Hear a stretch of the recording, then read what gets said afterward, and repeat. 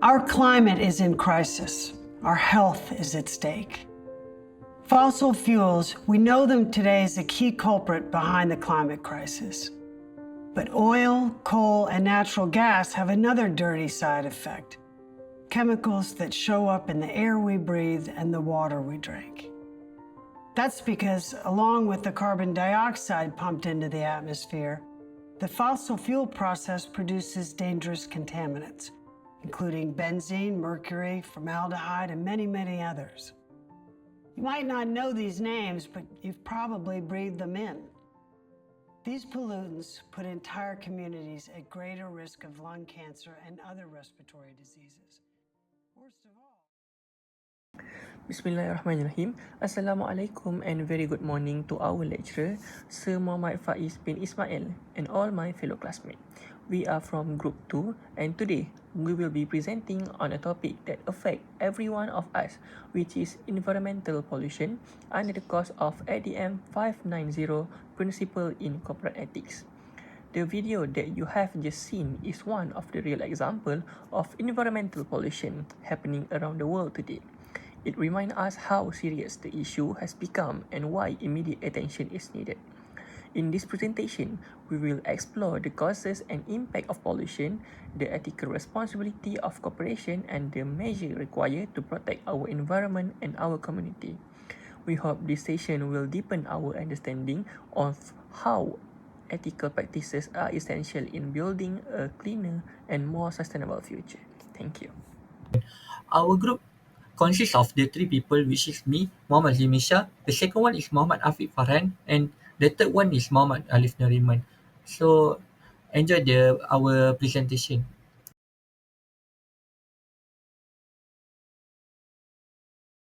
Assalamualaikum and very good morning. My name is Muhammad Zimisha. Today I will explain about the incident in Sungai Pinking, which is from involving P-Tech Resources Sdn Bhd that happened in 2019. The first major issue is the case is company failed to operate an effective pollution control system and properly monitor their air emission.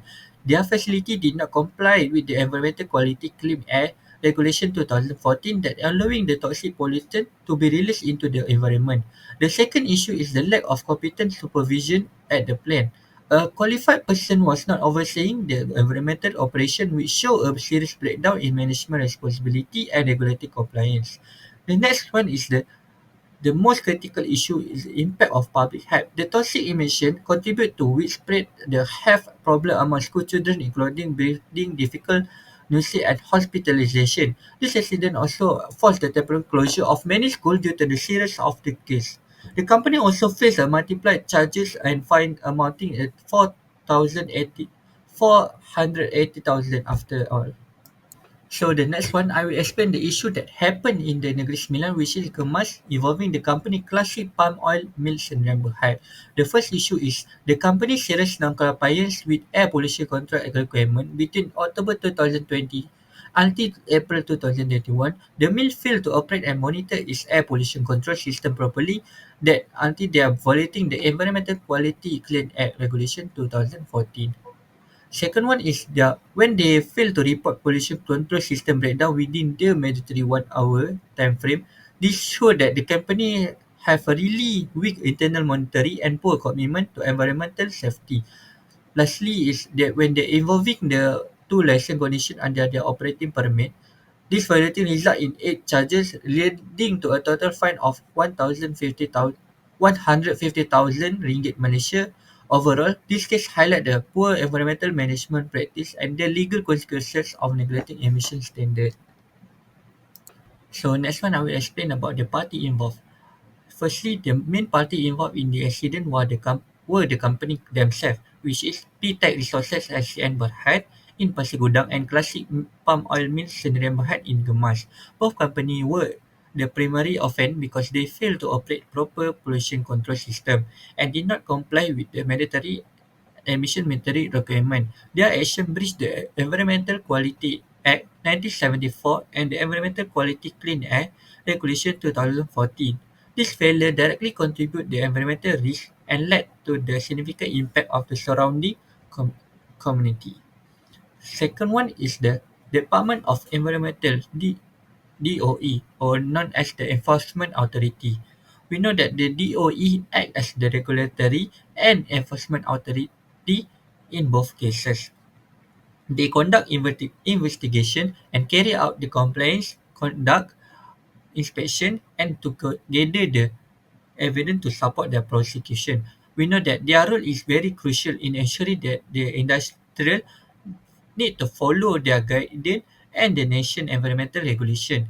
Through this legal action, the DOE can enforce the importance of the accountability and compliance the safeguarding environmental quality and public health.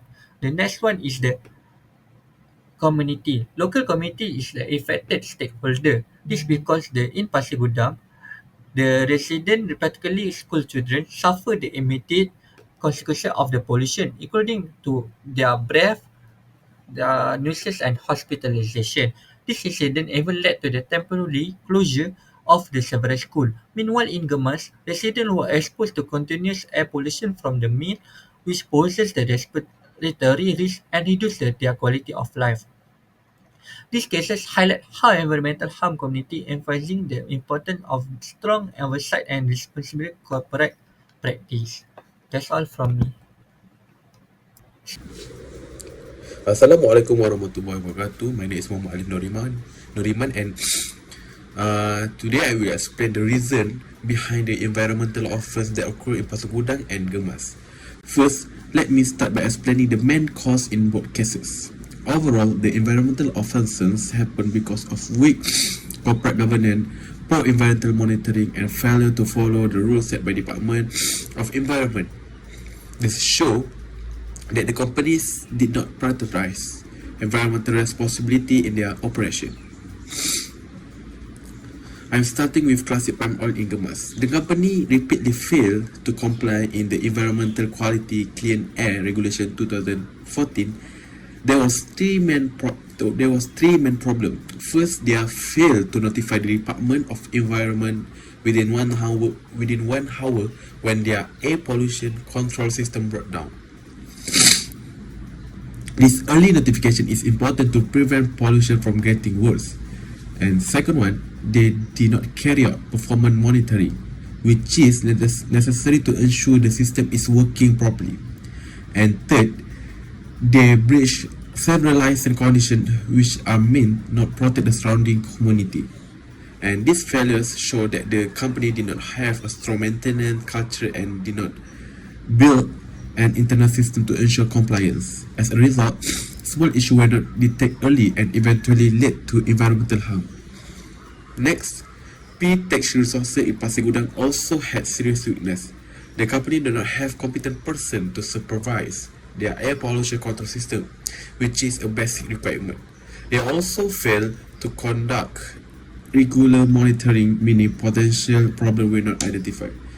On top of that, they did not install the required performance monitoring equipment, which is a direct violation of the regulation. These lapses contribute to the largest Pasir Gudang pollution incident, which affected public health and highlighted the impact of industry negligence. Now, I will present the impact of the environmental incident in Pasir Gudang and Gemas. Let me begin with Pasir Gudang. The pollution involving PTC resources happened during the largest Sungai Kim King crisis, which became a major public health emergency. The toxic discharge severely affected the surrounding community. More than 2,000 people suffered symptoms such as breathing difficult, vomiting, and nausea. As a safety measure, the government ordered 111 schools to close.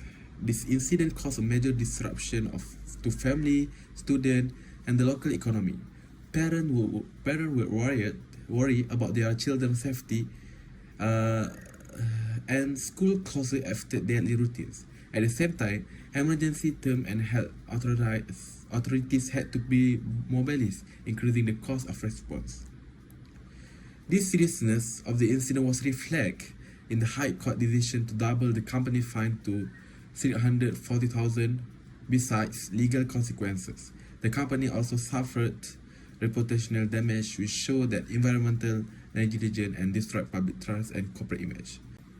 And next, I will move on to Gemas. The case of classic palm oil mill did not involve a sudden crisis, but rather long-term environmental harm. The company repeatedly failed to report a system breakdown and did not maintain its air pollution control equipment properly. Because of these continuous failures, the surrounding area experienced ongoing air quality degradation. This type of pollution may not cause immediate cures, but it creates long-term health risks, especially for children, the elder, the individual with respiratory issue. And the company was fined 150,000, but more importantly, this case highlights a bigger issue. Rural and semi-rural communities often face persistent environmental pressure due to nearby industrial activity. In summary, both cases clearly show that environmental offences have wide-ranging impact. The consequences are not limited to fines. They affect public health, social stability, economic activity, and community trust. This incident reminds us that industry must prioritize environmental compliance and adopt responsible management practice. Failure to do so doesn't only harm the environment, it also harms people, community, and the national long-term well-being. Thank you. And now, I will be presenting 3 key strategies that can help the company prevent environmental pollution more effectively. So, the first recommendation is the use of proper environmental management system. This system allows the company to monitor pollution level in real time and identify problems as soon as they occur. Regular maintenance ensure that the pollution control equipment works properly, while clear reporting procedure make it easier for workers to inform the authority when something goes wrong. A good real example is Alam Flora Sdn Bhd, which follow the internationally recognized ISO 14001 environmental management system. By using structured monitoring and scheduled maintenance, Alam Flora is able to detect potential issue early and reduce environment risks. This shows how an organized system can make a significant difference. However, even the most advanced system cannot function well without a knowledgeable worker. This brings us to the second recommendation, which is employee training. Workers need to understand environmental regulation, know how to operate pollution control equipment, and be aware of the consequences of negligence. With a proper training, employees become more responsible and careful in their daily tasks. This not only helps prevent pollution incidents, but also strengthen a workplace culture that values safety and environmental care. Last but not least, is a strong enforcement from authority. Regular and surprise inspection ensure that the company remain accountable and do not ignore their responsibility. Strict penalty for repeated offences remind company that pollution is a serious issue that affect both company and ecosystem. With the consistent monitoring and firm enforcement, the company are more likely to comply with the environmental law and adopt safer practices. So, preventing pollution requires a combination of structured environmental system, well-trained employee, and strong regulatory enforcement. When these 3 elements work together, the company can protect the environment more effectively and support long-term sustainability. In conclusion, the cases of P-Tech resources in Pasir Gudang and classic palm oil mill in Gemas clearly show how dangerous environmental irresponsibility can be. When the company fail to manage their pollution control system, the consequences are felt not only by the environment but also by the community living nearby. The health problem faces by school children in Pasir Gudang and the discomfort experienced by the resident in Gemas remind us that the pollution directly affect real people and real family. So, this incident also highlight the important gap in corporate responsibility. They show that the industry must take environmental protection seriously and treat it as a core part of their operation. Proper monitoring system, timely reporting, and well-trained employees are essential to prevent pollution incidents. When the businesses prioritize environmental safety and workers understand their roles, potential issues can be detected early before they escalate into harmful events. Moving forward, it is clear that stronger enforcement and continuous monitoring from authority are needed. Environmental regulation must not simply exist on paper, but also they must be actively implemented and enforced. With firm action from authority and responsible behavior from the company, Malaysia can achieve industrial growth without compromising public health or environmental well-being. By learning from these cases, we are reminded of our shared responsibility to build a cleaner, safer, and more sustainable future for everyone. So that's all from us. Thank you for listening.